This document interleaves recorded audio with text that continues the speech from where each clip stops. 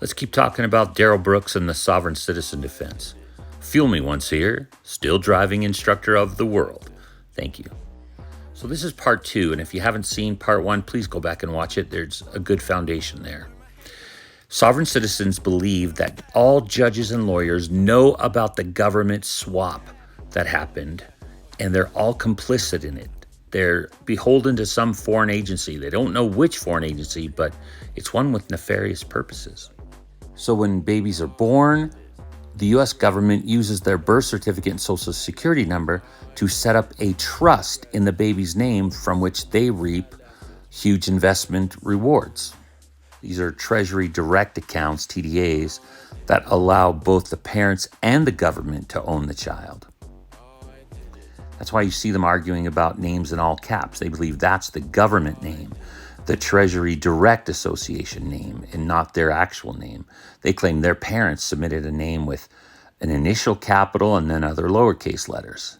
But that's really bizarre because a name is something that's vocal, that's spoken. It's not something that's written. Written is only convention, and it has variations in its convention of writing. Also, for sovereign citizens, pick and choose which laws they want to obey and which they don't believe in. That's like a little kid saying, hey, Mom, Dad, thanks for letting me live in your house, but I'm just going to choose which rules I'm going to obey from now on. For example, sovereign citizen says they're not driving, they're traveling. They're not transporting any goods or people, so therefore they're only traveling and don't need a driver's license. Only drivers need that, not travelers. They also don't believe in paying taxes, but they do believe in submitting property liens and committing violence against public figures.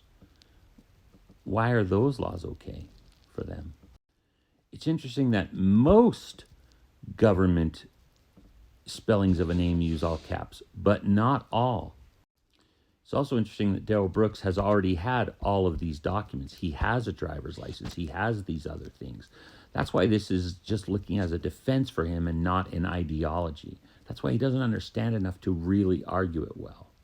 He's heard bits and pieces from somebody about sovereign citizens, just like he's heard bits and pieces of legal language and he's adopted it now. He's very smart in a lot of ways. He's just, as his medicine and his therapist reports indicate, has some kind of behavioral traits issues. This is why he argues, he gaslights, he interrupts, he acts like a little kid in an argument. It's not fair. They don't have to do it. How come I do? He doesn't understand the rules of procedure in a courtroom. That's why he insists when he's removed, it's contempt, not just